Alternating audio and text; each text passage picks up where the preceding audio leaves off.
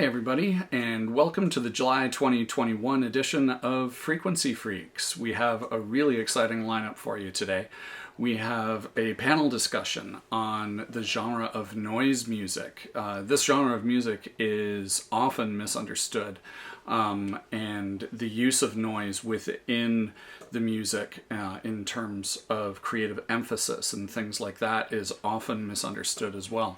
It's a very creative discussion with some pretty talented people from across North America. We have folks from Toronto, we've got folks from LA, we've got folks from New York, and it's all led by our own Heidi Chan, and I'm pretty excited about this panel discussion. It's going to be really interesting.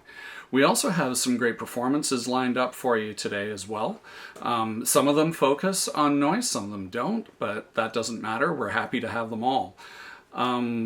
We are not going to have a Frequency Freaks workshop in August, so enjoy the rest of the summer, and we will see you in September once again. Don't forget that we have merch available in the shop on the Frequency Freaks website. That's at freakfreaks.com, FREQFREAKS. And we also still have blank panels available. So reach out to me through the contact form on our website and let me know what you would like. And we have them in 10 HP, in 5 HP, in 2 HP, and 1 HP for your Eurorack systems. They're pretty cool panels. If you haven't seen any images of them yet, just hit me up in the contact form. I'm happy to send you some photos as well. Again, we're not getting together again in August, so enjoy the rest of the summer, and we'll see you again in September.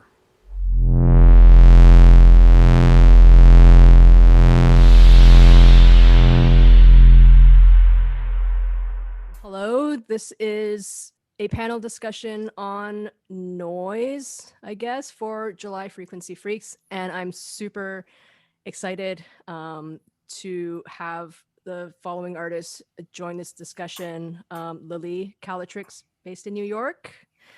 Case, also goes by Autotectonic, based in Toronto. Pablo Perez, all the way in LA, Venice Beach. And last but not least, Sophie, also goes by Sonia, runs Biblioteka Records label in Toronto. And I'm Heidi. I go by Bachelard. And I'm also in Toronto. We can introduce ourselves, what we do, what kind of music we do, and just like a brief introduction. Lily, do you want to start first? Yeah. So I started making electronic music about 2.5 years ago. I think I told a friend that I started developing opinions on noise music, and the only thing to do with that was to start making noise music. I like to call what I do soft noise because I want to keep things approachable and like listenable. I don't appreciable, but not understandable. I don't know, just adjectives. Those are fun to say. Yeah. So I've been doing that for a while now. It's been fun. Yeah, I want to go back to the idea of like softer noise. Yeah, that's a really cool, and I really love your music. Thank you. The thing I really enjoy about this particular group is because you all are incorporate noise as an important element in your music, but each of your musical output is so different, which is really, really interesting. But I'll let other people speak. Case, how about you? Sure. Well, I also started making music around 2.5 or 3 years ago, middle of 2018. Got started because, I needed a new hobby, and I played piano as a kid and totally lost it. Music left my life for a while. And then I was like, I'm looking for something creative to do to express myself. Landed on electronic music. I've been watching a lot of like synth YouTube, and like the gear had always fascinated me. So I picked up free modular software, and then I started buying modules and buying gear. And I started putting out work. I put out a lot of EPs and a full-length album over the last couple of years. I describe my stuff more as in the ambient and drone world more than the noise world, but noise is certainly a big part of it. There's a lot of like dark, intense vibes in my music, at least historically. But I also would say that, like you said, yeah, noise is something that I use a lot of, but I'm not interested in making like noise music like as a genre. It's much more interesting to me to deal with like ambient music or drone music. I'm getting into metal and I'm getting more into noise pop. And so there's other genres kind of making their way in now. Cool. Nice. Yeah. Yeah, I was checking out your music again earlier today, and yeah, it's really nice stuff. Sophie, want to go next? Yeah, I'll chat. So my name is Sophie. I started making music. I don't know, also probably around the same time as Case, maybe 3-ish years ago. I was like playing around with GarageBand before that, but nothing too serious. And then I only started investing in gear probably around middle 2018 or so as well. But I only released my first like EPs last year, like one last year and one this year. I think it's funny that you asked me to be on a noise panel, because up until you asked me to be on this panel, I never really like described myself as a noise artist. But then I was like, no, it makes sense because it's just a lot of noise that comes out.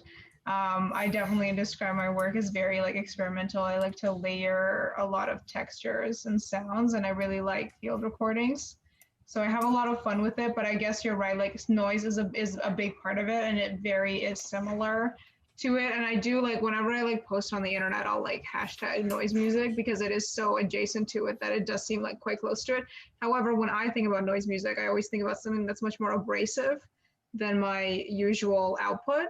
So I guess maybe that's why I didn't initially gravitate towards that label. But I really like, Lily, what you said about soft noise. I think that's very cute. I'm curious to see. I'm curious to see what you have to say about that, because I'm like, and I'm gonna have to check out your music some more later because that sounds just adorable. I love it. Thank you. Yeah. Yeah. I'm here to learn about noise with all of you. So I think it's great that we all have different relationships with noise.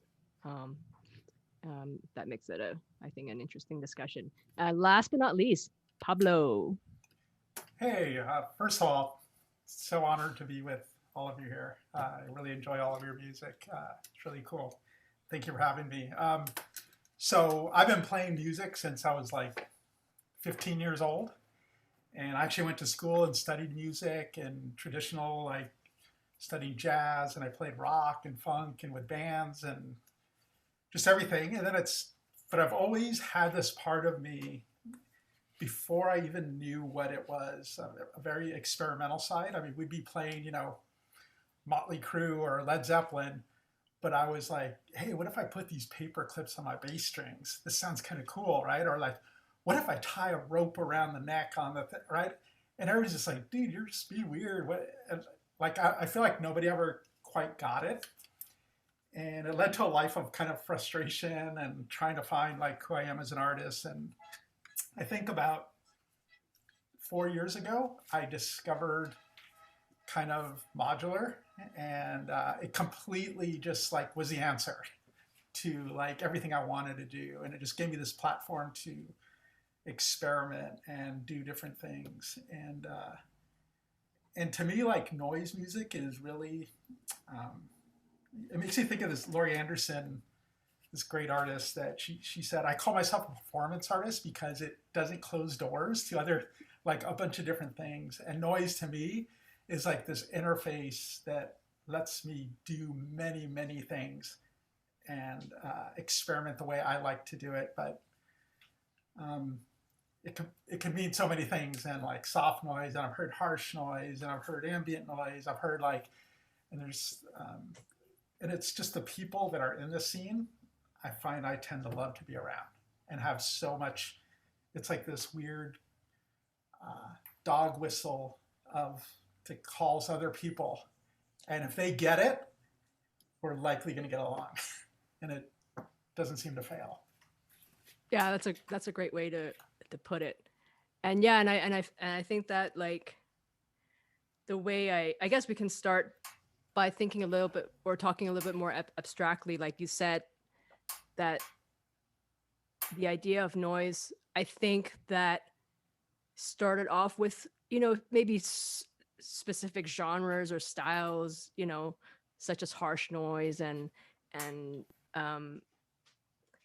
like a less subtle kind of feeling. But then listening to all your music, there's a lot of subtlety to how you use noise. Like for like Sophie, I'm gonna keep picking your brain about the recording the ambient sound in your live sets, and also like Pablo, I think the word glitch also comes up a lot in kind of your work, and Lily with your soft noise, and Case with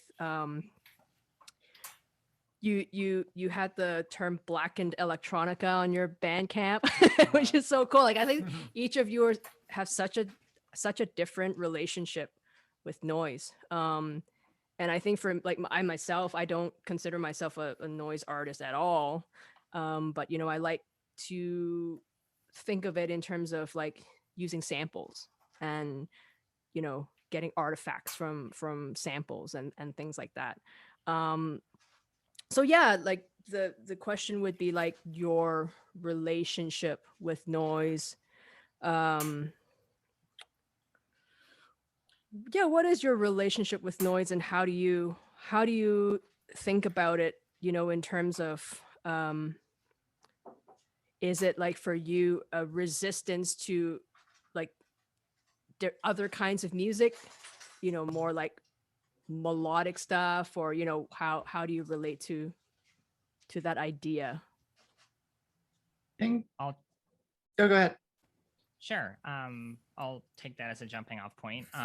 I was introduced to noise in music as a musician in the Eurorack world, or in the kind of modular synthesizer world. Actually, it was on an Electron machine. It was on my Digitact, and it's got a bit crusher that you can turn up and down and make things noisy, and it has samples of white noise and purple noise and brown noise and pink noise on it.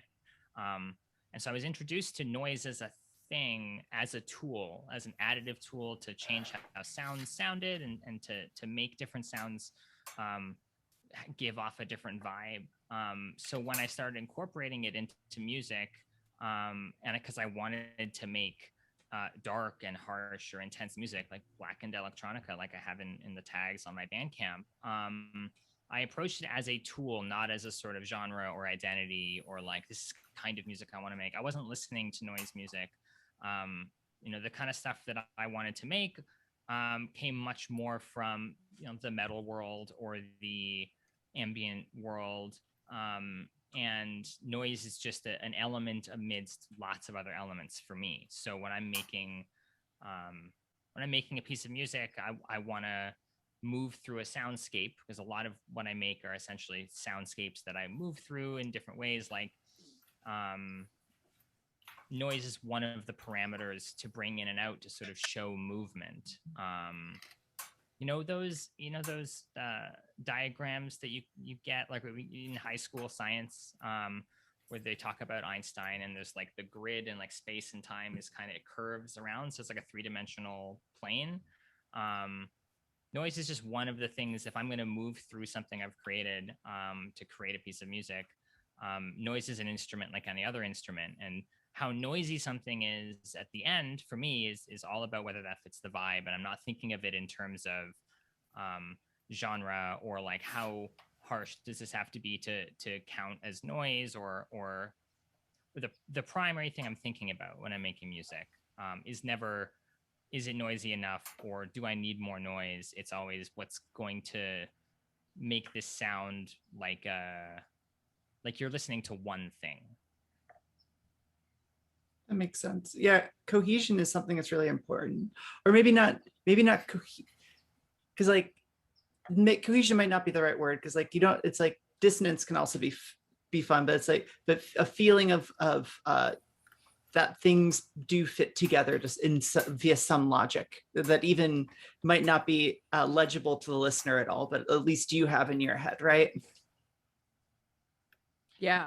I think cohesion is a good way to put it, because things can sound intense or harsh or dissonant, but if they're made up of multiple things, they should all feel like they're one thing. I don't know about the other people here, but when I'm making a piece of music, one of the things I am trying to do is to not have a lot of separate voices or separate tones or instruments. The music for me is something I want to combine everything together to create one, like you're listening to a single object that's making this sound over time. Like cohesion is very important. I would say that's put really, really well. That makes sense. I always feel this constant contradiction of one part of my brain is planning and wanting to do something and achieve something, and then another part is telling that it's wrong at the same time. And like when I do something, I think about like consciously, like I'm playing something and I'll do it and I'll be a rhythm, and I'll go, oh, that's a cool beat. But then I'll say like, what's the word cool mean? Like, why does that sound cool? It's probably because it's something familiar to me. So I'm gonna undo it, make it uncool, and then I'll listen to it, and it just like there's no rhythm to it and no anything. And then it puts me in this place where I can't even say if it's good or bad. I don't even know what it is. I just listen to it, right?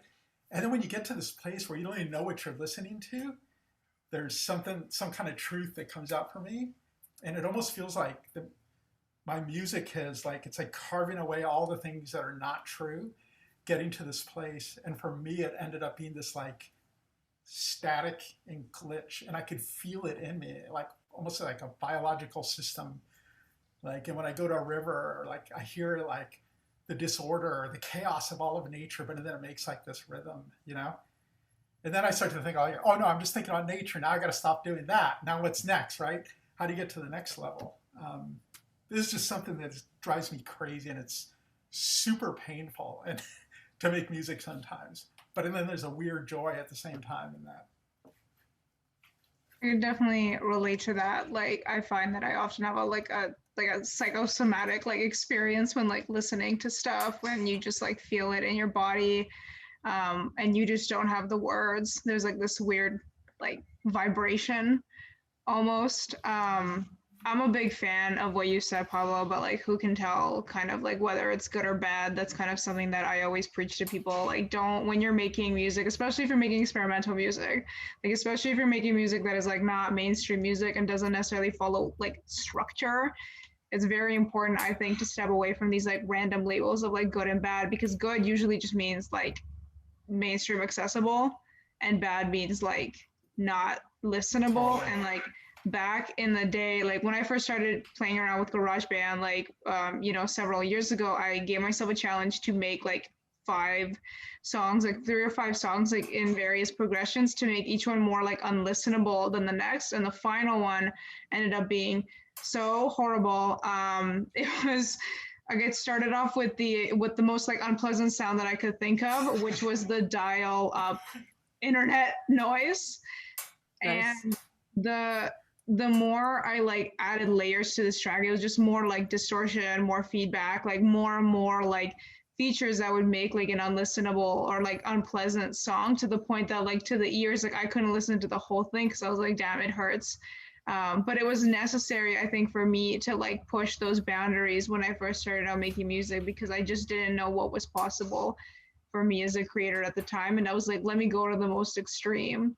And then if I'm thinking about when I found out about noise music in general and how that opened up, I guess not even it inspired me, but it opened up a window of oh, it doesn't have to when I first heard Merzbow, do you guys know what I'm talking about? The Japanese noise guy, when I first heard that, I was what the fuck? I was why am I listening to this? But then it really made me understand that oh, music just doesn't have to be Daft Punk or whatever's on the radio. It can be things beyond your current comprehension. It can still be defined as music, and you can still use, like, you can have an extreme take on it, I guess. It was very, maybe I wouldn't say necessarily was a fan of the sound, but I was very into the message.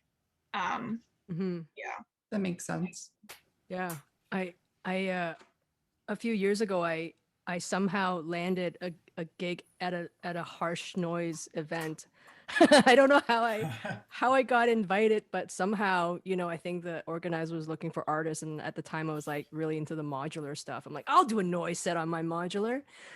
And then my set was like the most like tamest, like lame noise set, as everyone else was like super loud, super harsh. One of them had like was like rubbing like a cheese grater onto a pickup, and he like cut his hands, and it was like, Oh my God. it was one of those. But so extreme. Like, I see, that's, I mean, I love that though, Paolo. That was just what you're saying, like performance art, like yeah. noise is more than just something that you can experience on a Yeah. record. Like, it has to be there in the room, I think. Yeah, Yeah. as much as Go ahead. so as much as I like the genre, I don't listen to a lot of it when I'm sitting alone in my apartment.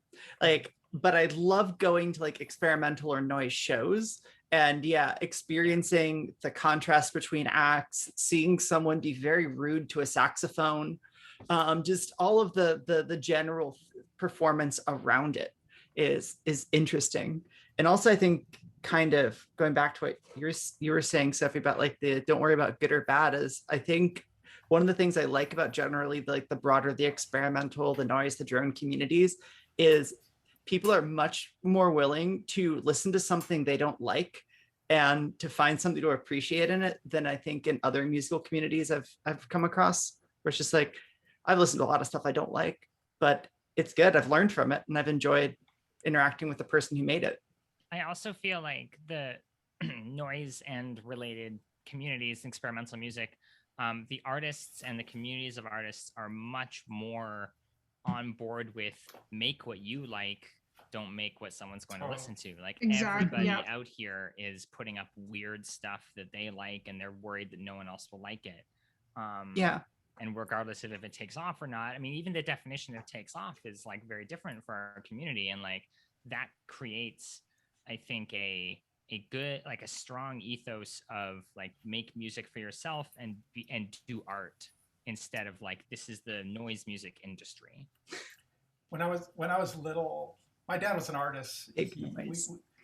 Me and my brothers took these little, he said, grab your Mickey Mouse pads and your pens, and we're going to go draw nature. And he took us to this empty, like, dirt lot. And there was like nothing there. And he says, all right, just start drawing, right? And they're like, Dad, there's nothing here. There's and he goes, no, there's a lot here, right? And so he stayed there, and we were just like bored to death. But then we just started looking, and like, oh, there's a tiny little plant over there. And then, oh, there's a little bottle, and then there's this. And then next thing you know, we're like filling pages. And Wow. like literally things like reveal themselves if you Mhm. allow them to be revealed, right? And that's kind of like the lesson he was saying, like things will show up, right, if you're willing to see them. And I think like with noise, you're almost like pushing the universe outwards, right? And it's like this unknown territory. And if you're willing to just like accept like this thing you don't understand, it'll like, and then there's other people, you start to find other people are doing this. And like, whoa, like you're doing this in Canada, and you're doing this in New York? What? Like, how did we all come to the same conclusion, right? And then it like becomes this thing and like expands the universe a little bit more and a little bit more, right? And it's just, that's to me what art does, right? That's the whole point. Like, it's fun too. Yeah, and just the idea of like, if we talk about noise, or as in like white noise, it contains all frequencies. And I remember that at that noise show, which was probably the first harsh noise live show I've ever been to, the one that I played at, that where my set was really lame. First and only, Heidi? I think the first and only. But when I was listening to the other sets, and it was really loud, and it was just this huge wall of like all frequencies going at the same time. yeah, you start to pick out certain things from it. And it then becomes a very personal experience. It's really weird, right? Because it contains everything, then you kind of start to hear things within all frequencies. I start doing that. No, go ahead. Okay, sorry. I think about that with like what a thing I like about just abstract art in general, like any form of abstract art, is just all art is really like you bringing yourself to the thing, but abstract art is like much more direct about like this, like what you perceive in this is really is a reflection of you more than whatever the artist did. That's my take on it, and I think that's one of the things that drew me to like making more abstract work. This is a little like sideways to this as well, but this is one of the things I really love about being an experimental musician, is that it changes how I experience everything in the world. Like I have a big industrial fan out of frame here running in my apartment because I have no air conditioning. And I was lying in bed last night. It's in the other room and it's going. And I just started hearing like overtone drones like appear out of nowhere, like very faint, too faint for me to record with any of my equipment. I'm pretty sure. I hope not. I want to try and record something, but just like the frequency it's rotating starts spinning out like octave higher and 2 octaves higher. I'm sitting in bed, barely able to hear it. I'm like, okay, cool. This is interesting. I get to just experience the world through the same way I make music or experience music. And that's like something that you don't get exposure to and familiarity with. You don't train that muscle not in other mainstream genres of music. That doesn't happen. I could so relate to that. There was an artist named Container who actually was hugely influential on me early on, and I just thought like, wow, this person's playing so out and it's so like experimental. And then I saw him at a show with another artist named Russell Haswell, and Russell Haswell was just like way beyond anything I could understand experimental.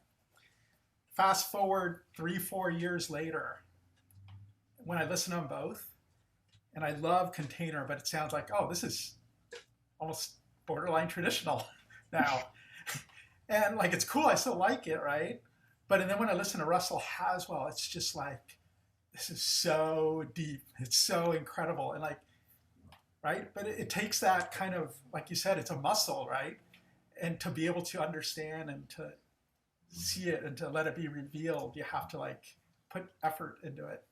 I think that's true for fans too, right? It's true for us and for fans of the genre who don't make music. Like it is, I guess you like you said, Lily, you get out what you put in, and the more time you spend with this kind of music, the more that you get out of it in terms of like being able to dive deeper into different layers of something. Interestingly, sorry, this is kind of building off that, is the primary venue that I play music is shows that are not aimed at experimental, like experimental audiences, because I mostly play like shows my friends put together, and most of my friends are not noise artists, just because that's how numbers work. But I'm making fun of myself. But so it's like, I used to be really self-conscious about this whole thing about like, okay, the person before me doing some like straightforward, is going to do some straightforward techno, and then be like, let's have a 12 minutes of weird texture. And I used to be super self-conscious about that. But like, one, I eventually stopped caring because people kept asking me to do it. So like, clearly someone liked it, and that's fun until they tell, like, I'll just keep doing it then. But also it's like, I did find like in the modular space, I think because there is an understanding of like the sort of like the technique or skill involved in constructing certain things, like did provide some sort of like avenue towards legibility for people who normally don't enjoy that sort of music. Like they're not going to go out and go buy a bunch of noise albums, but like they made it through my set and had a good time. Yeah, absolutely. Yeah. I want to bring the conversation to, well, Case, you were talking about your fan, the fan in your room, not like Literal a fan, music yeah. fan, Just but one, You're one fan. just My one fan. fan. super loyal though. I ever. Yeah, but I don't know if you've seen any of Sophie's recent sets. She has this amazing thing that she does. Oh, stop! Made me blush. Where she records her set in the room, so you actually hear the room tone, you hear the cables hitting against the modules, and it's just this layer of like physicality for me. Like hearing those things just adds such a different layer to your set. And yeah. Yeah, I mean, I love it. The reason I started doing that is because I realized that, like, I mean, I listen to a lot of like regular music, like we all do, because it sounds good and it's fun. But like, I grew up listening to a lot of like emo bands, and so when I started putting out acoustics, like my favorite part about listening to those was like hearing their fingers on the frets, or like when they can like breathe in. Like stuff that just didn't get edited out after to make this like perfect track. It felt very intimate. And I was like, obviously I can't like replicate that perfectly, but I can try to do something similar. And like when I was recording sets at home for like broadcast, because it was like pandemic, you know, like when you're at a concert, you don't, or like when you're at a show, like you're not just hearing the performer, you're hearing like the people in front of you whispering, or like somebody going up and getting a drink and whatever. Like there is always going to be other sounds around you that contribute to the setting of the room and also contribute to your memory of that performance. Like many years ago with my first girlfriend, I went to a Tegan and Sara concert and watched a couple in front of me break up. Like that Oh wow. And that is what I remember from the show. Like, I don't remember what else happened, but I remember very vividly that experience because it was, I mean, it was very funny, but it was also, like, that's what I remember from the show. So I think something to, I don't know, I just want to like replicate that feeling, I guess, of like, you're not just hearing the performance. I'm not going to try to make like this perfect audio, so that you only hear the audio. Like you're gonna hear the rest of the house, and like if not the setting, if the setting isn't the venue where you're hearing like people walking around, the venue is my house where you're gonna hear my cat like scratching and my partner like walking around, and like the fridge opening and closing. Like that's part of my life now, and that's part of the show, and that's what I hear all the time when I practice. So you're gonna hear it too. That's amazing. Really I cool. love it. That's awesome. Yeah. There's actually one show I did in Handlebar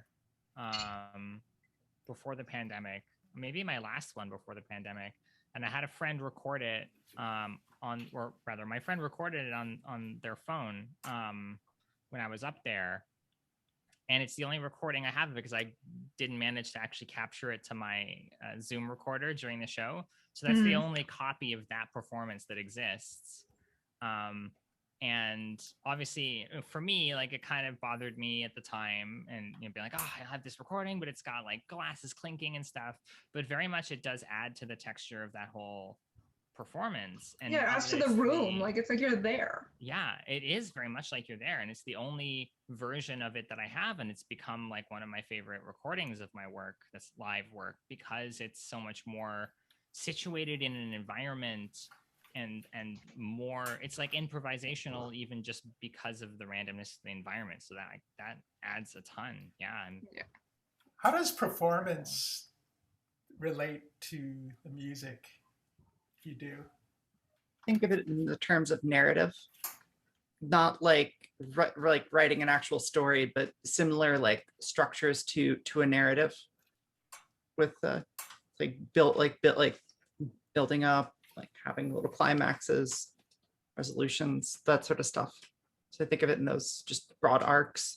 That's so nice. I love that like word usage.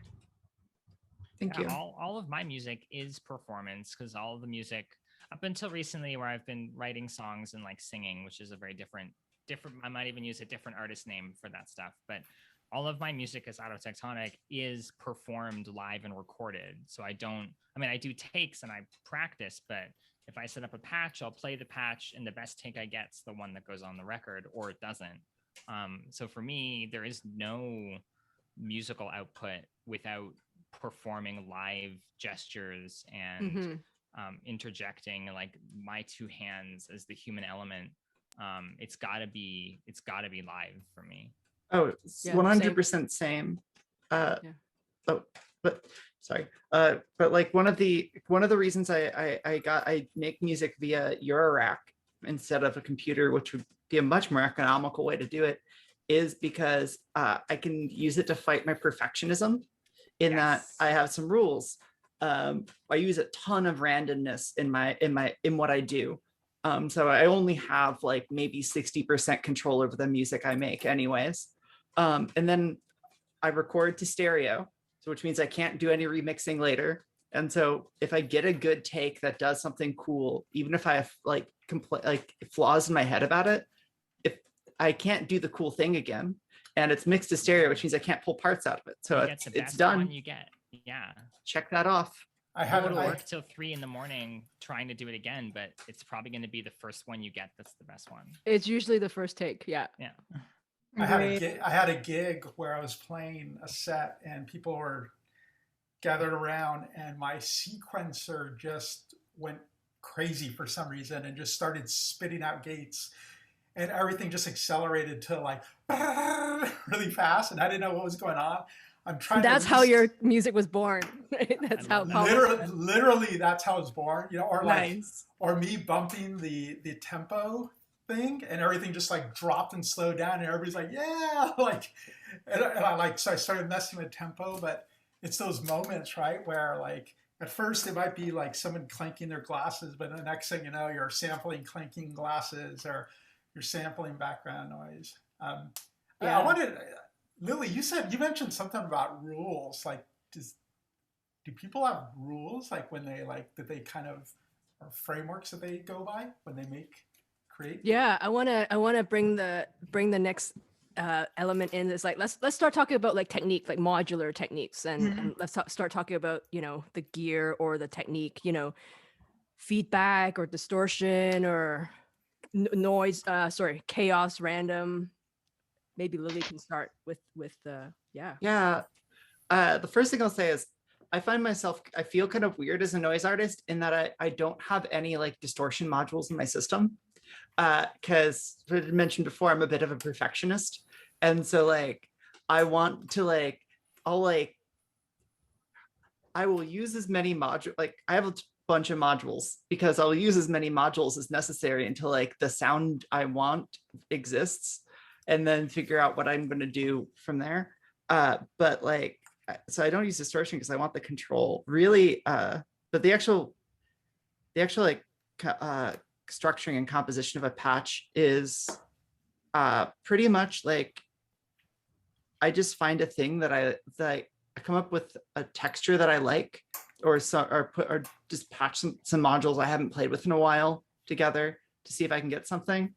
And then once I kind of have just a like, I guess like the backbone of the piece, something that like that sounds pretty good, is then I start trying to figure out like I guess I'd describe them as like articulation points.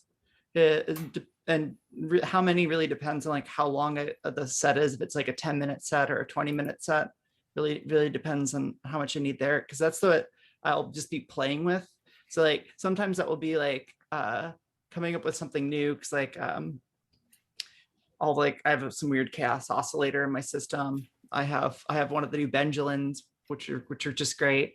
And it's like those have like already have like a lot of articulation points, but sometimes it'll just be like, okay, at some point I'm going to spend a couple of minutes playing around with like one of the delay lines that I have set up. So just hear how that sounds. Like I don't know if it's a super popular delay these days, but one of my favorite like go-to delays for my noise stuff is a Chronoblob V2. Love the Chronoblob. It's great because when you just start like throwing around like the delay time on it, when you have it in the crossfade mode instead of the like tape delay mode, like it breaks down in the best way. Like it starts artifacting in a very musical and fun way. And so it's one of my favorite. It also is just a good delay, but it's one of my favorite things. Just like mess with the delay time on it, more so than a lot of other things. So I don't know. it's come up with like a core and then find out where I can have fun with it, or I can patch in modulation and randomness. Finding a core and then adding on top of it and having fun with it is pretty similar to what I do as well if I'm patching. Like I said, I kind of try to make like a cohesive single sound that I navigate through. So a lot of the stuff of mine that I think is the best is where I do that really successfully. So I might start with, I'll usually have one or two oscillators and then a bunch of LFOs, and I'll get them all cycling. And then noise comes in as a way to fuzz the boundaries between those different sounds or the dips in the modulation. And I will I will definitely not hesitate to use my various distortion pedals in conjunction with the Eurorack, or use noise. I have a All Right Devices T-Rex, actually, speaking of All Right Devices. And the T-Rex is on the end of everything that I throw into my delay and reverb. It just, bit crusher and decimator, two different ways of just crunching down a signal. And I just try and make everything as fuzzy and gross as possible so that it smears together into one thing. And once I have the one thing, I can decide if I need light percussion, or I can decide if I need to add overtones or more layers or a harmonic ratio to thicken things up. But sound design with noise and with oscillators and with digital and analog effects, sound design is 90% of it. And then like you were saying, Lily, with like points of articulation, I look for gestures I can sweep. Which 5 knobs am I going to twiddle back and forth to perform this object I've created? And then those are the things I end up switching. Maybe one of them is higher or lower noise, but usually it's things like filter or timbre controls on my various oscillators. Yeah, I remember, Pablo, we had kind of exchanged a couple emails back and forth about your techniques, and you mentioned a lot use of VCAs to get that kind of to get like rhythmic glitchy things happening. Can you talk a little bit more about there's like a bunch of different things I do. I kind of think of like my Eurorack as like multiple machines. I call them kind of like drum machines in a way, right? Where I go, okay, this patch here is one machine, this configuration is another machine, and then I'll play those machines. But some of the like glitchier techniques are like, whether it's through VCAs or through filters or LFOs, of like really squeezing the signal. And lately I've been getting more into, I bought a what's it called? It's a mimeophone, which gets a really, sounds great. Yeah, which gets a really lot of cool, and a QPOS as well. The QPOS is the first filter I've ever bought. Love the QPOS as well. Mine is indispensable. It's good. It's really like, at first I was kind of like, okay, it's cool. But then it just grew and grew and grew on me, and I really love that thing. Putting white noise into the left exclamation mark is just the nicest crackly little thing. Actually, sorry, pink noise. Putting pink noise into that input. Oh, nice. Is I mean, I use it so often it's become cliche for me, but that just the nicest little felty, crunchy back of the headphones texture out of that. I just like using its smile pass to just add a little bit of like just motion on top of something else. Yeah, I love that smile pass. I agree with that.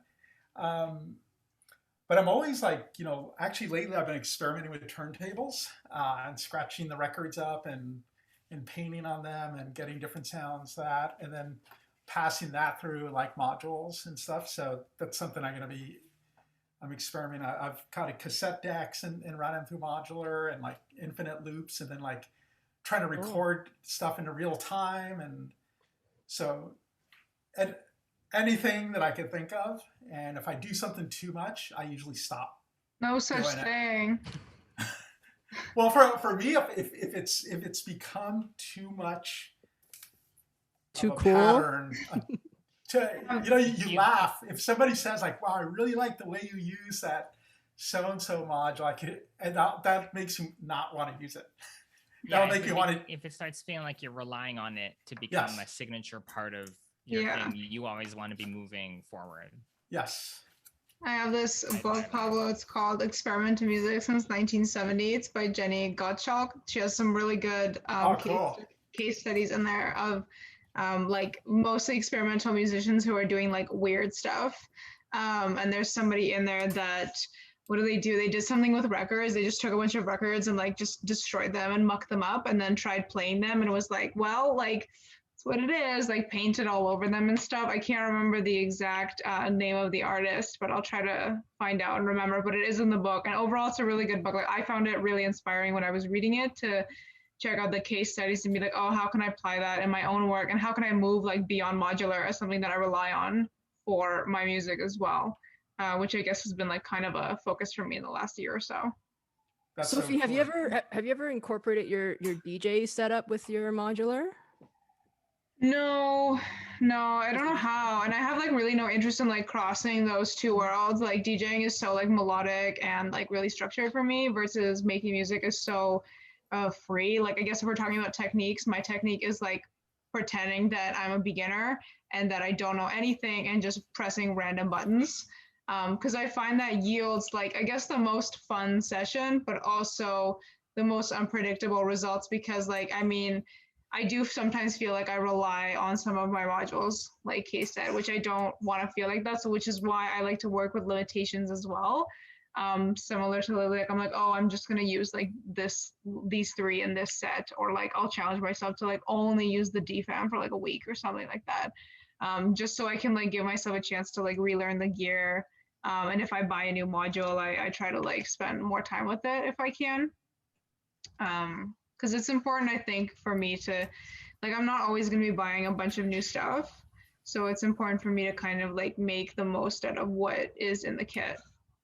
Yeah, and what Pablo said earlier about like sitting in front of an empty lot, but then slowly seeing things. I like, as you were saying that, I was like, oh, that's what I do in front of the modular. I just stare at it sometimes for a really long time, unpatched.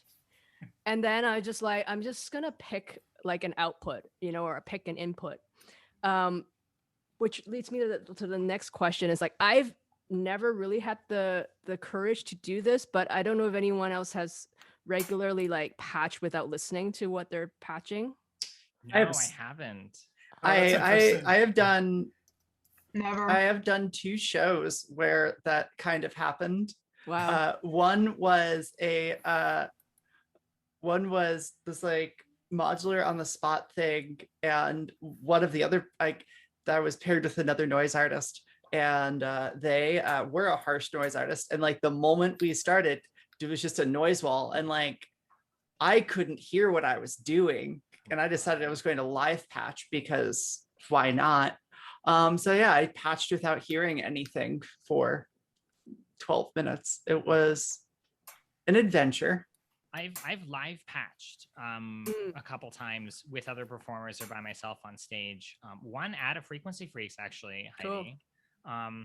But never without being able to hear it. No, the closest I've gotten to that is when I've been trying to run stuff through my 4-track cassette and my Tascam, and everything just gets very weird and kind of flaky, and I'm trying to preserve something that I've patched that it's been sitting for 2 days and it's kind of not quite as good as it used to be and it's fading. But no, patching without listening is very interesting to me.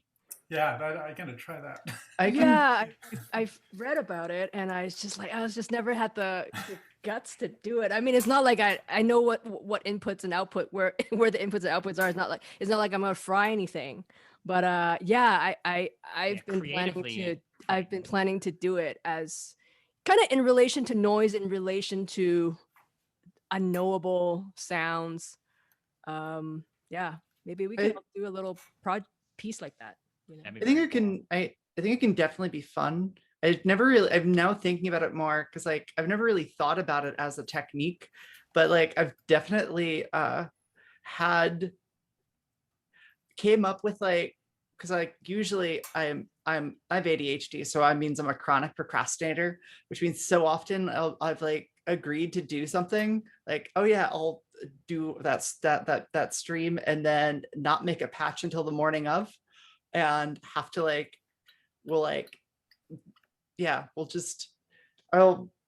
we'll have to put something together quickly. And one of the things that will end up happening is I'll be like, okay, here's some things I've tried before. I'm gonna just patch them together and then debug from there.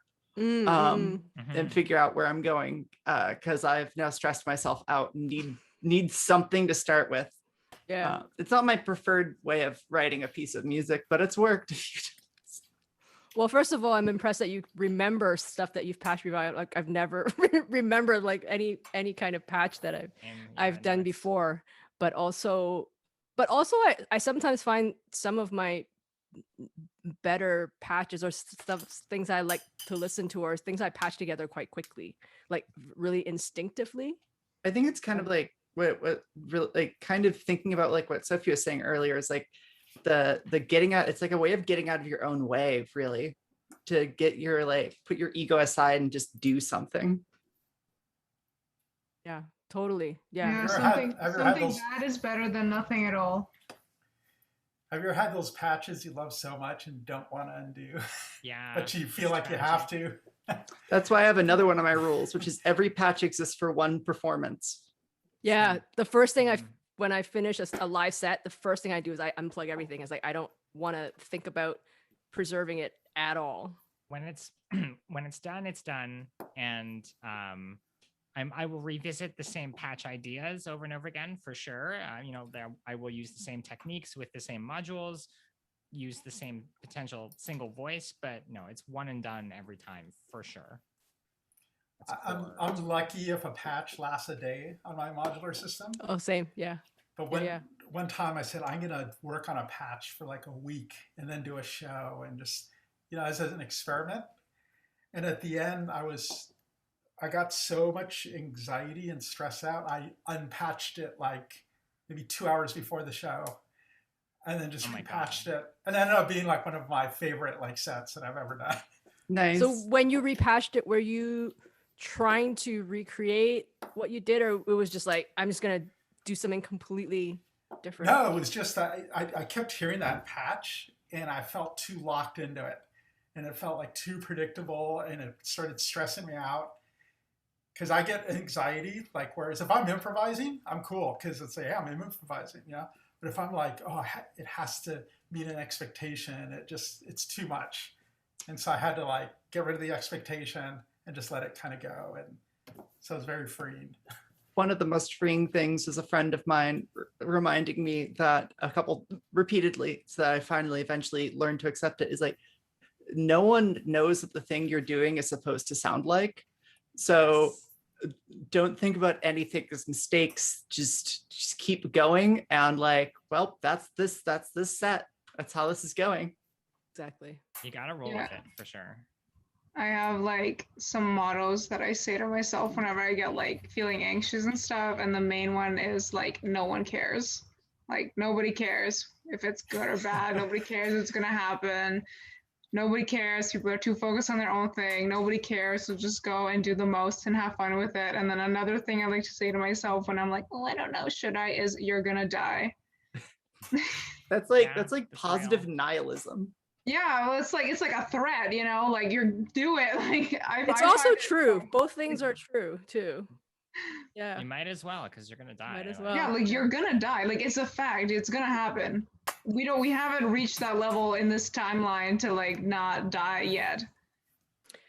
Yeah, and on that note, wait, and on a side, what's the oldest that you would like to be? If you, for me, 500. Okay. Out the gate with 500. Okay. I've never thought about this before. Especially thinking about the oldest. I don't know. Yeah, when you asked, I thought it would be well, am I gonna pick 90 or am I gonna pick 100? 500. Okay. So if there was a magic potion, yeah, how old would you like to be? Yeah. Are you aging, or do you stay the current age? No, you age, but in a very normal way. So when you're 500, you're obviously 500 years old, but You're like extremely shriveled. but you're not deteriorating. Like the body ages much slower because you're gonna be like 500 Okay. or 1,000 or Oh, whatever. I see. Do you know what I mean? Yeah. So when Hey- you're 500, you'll look like as if you were 100. Yeah, you look like you're Yeah. like 100, which is super good. I mean, I'll take 1,000. Yeah, wow, so much. 1,000 So old. and 1,019, because then I'll get to see 3,000.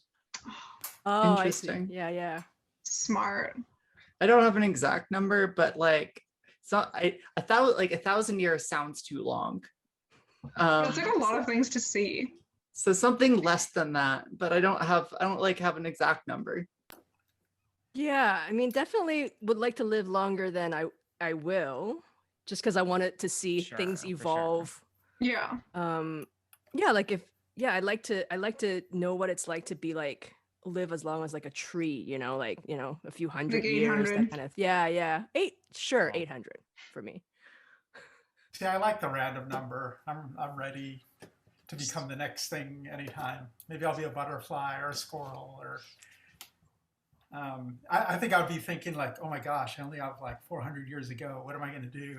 If you knew exactly how long, Yeah. I wouldn't want to know And exactly. then you know you're going to die. I definitely Like don't want to 500. know, but yeah.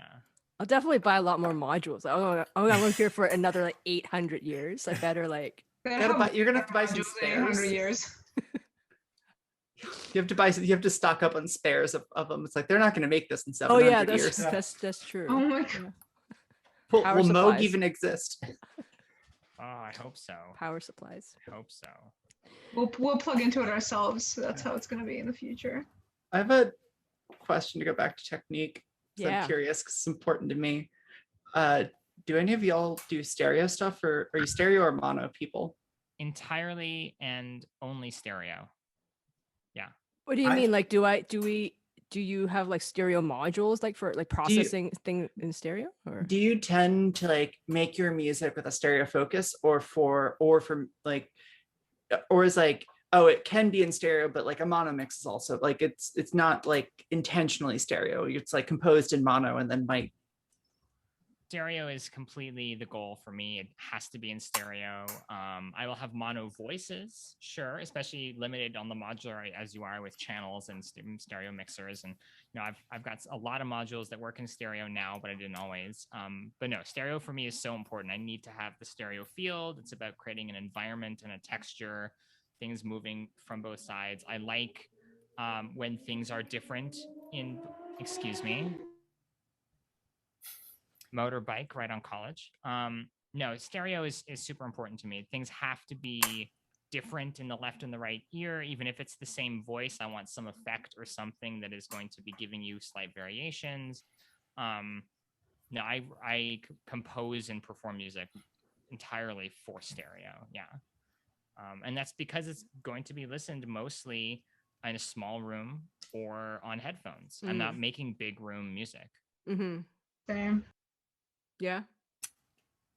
I think the Q pass has changed me. I used to be mono, but I wanted to take advantage of the stereo, and so I bought an ST mix, or I think that's what it's called, where it gives you stereo, and it just like whole new world, Yeah, I've only recently started to think about stereo. I never really thought about it too much until more recently, when I got I got stereo delay, and then I took out my line mixer so that I can like run individual voices into my mixer and have panning control.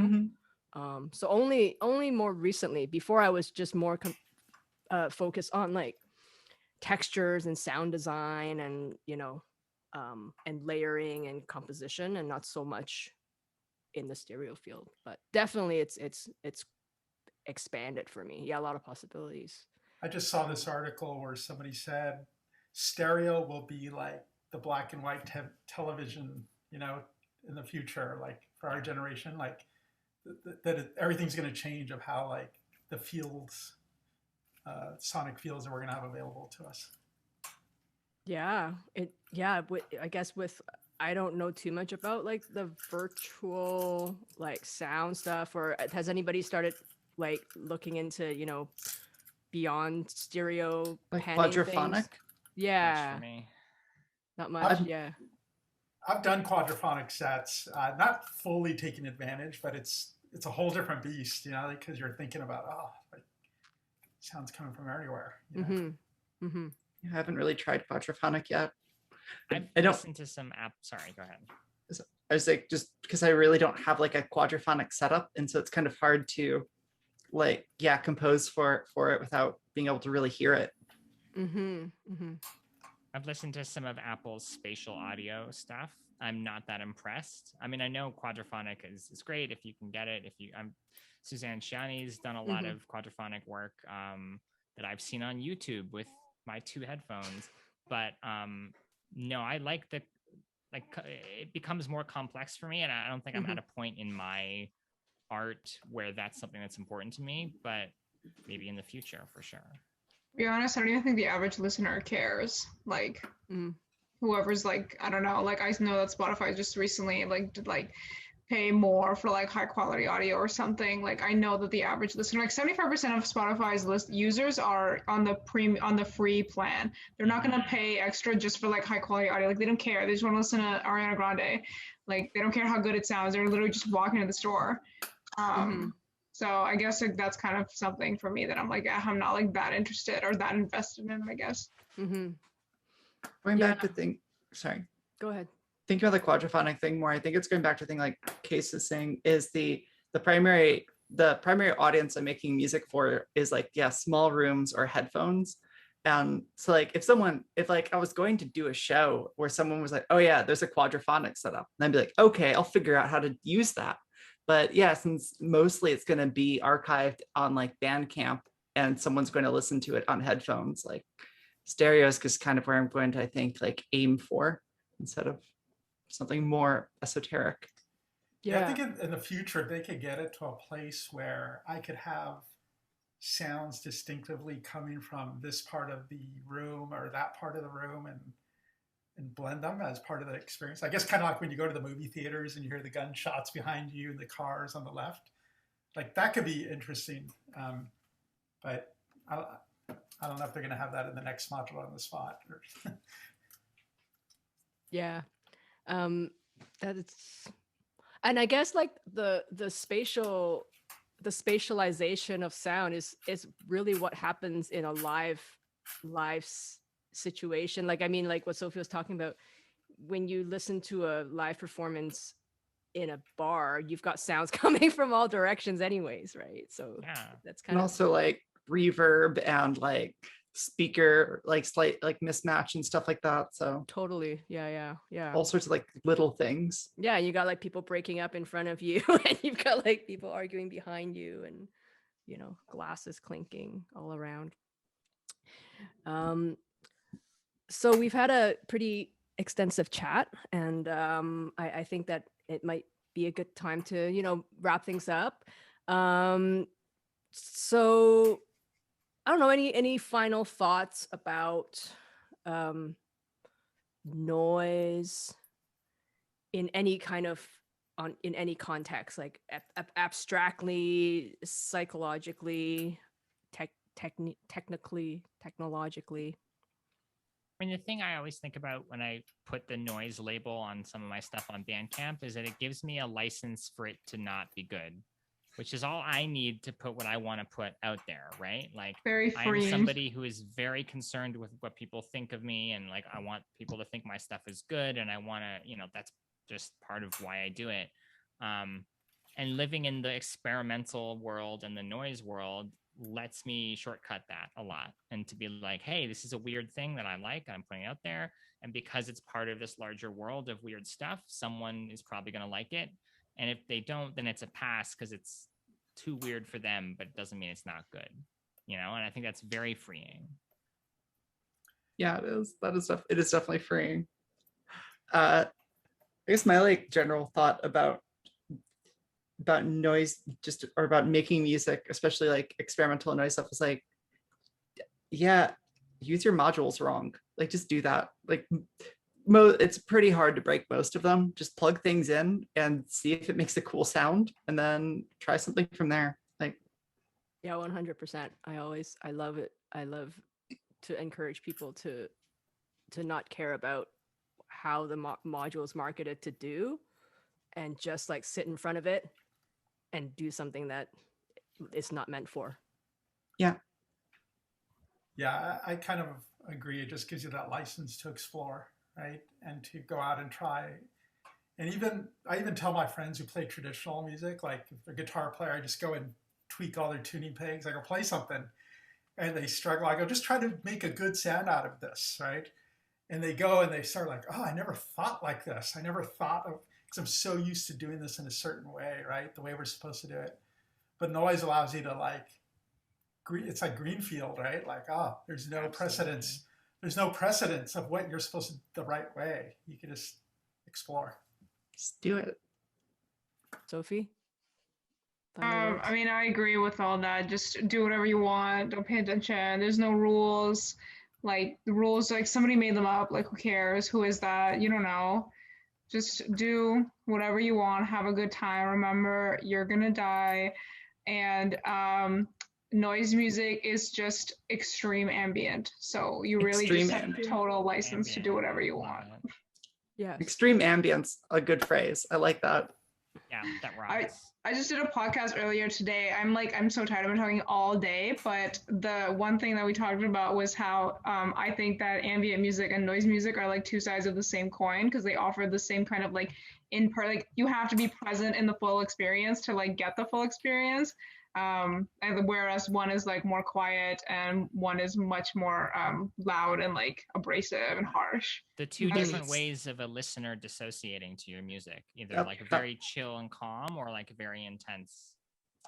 That's actually kind of part of where I started why I started like coming up with using the term soft noise is I realized like my music is kind of like landed in a space where it isn't like background or like it like chill enough to be ambient, like it grabs your attention too much, but it like isn't a noise wall. It's like, I'm just gonna give it, call your music whatever, just make up a name for it. That's fine. Strong proponent of just making up your own tiny genre with only you in it. Absolutely, yeah. Just do it. Do it. Yeah. I mean, on that note, I would encourage everyone watching this to check out the music of Calytrix, Autotectonic, Pablo Perez, and Sophie, Sonia. Everyone's on Bandcamp under their name, the artist name. And I'd like to thank everyone for such a great laid back chat, and for your time and your honesty and your good energy. And yeah, I hope everyone checks out their music, because it's all really, really great. From soft noise to blackened electronica to glitch to all of it. It's great. Thanks again, everyone. And Thank you for putting this together. Yeah, thank you, Heidi. Oh, thanks for meeting up. Thanks so much, everyone. It was nice to chit chat. Likewise. Yeah. Bye, everyone. Bye.